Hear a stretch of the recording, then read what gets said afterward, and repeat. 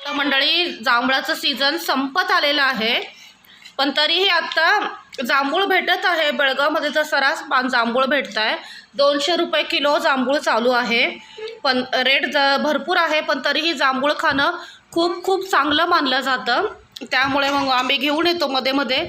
मुलांनाही ह्या सगळ्या गोष्टीचा, आपला हा रानमेवा आहे, या सगळ्या गोष्टीची ओळख आणि याची चव मुलांना देणं खूप गरजेचं आहे.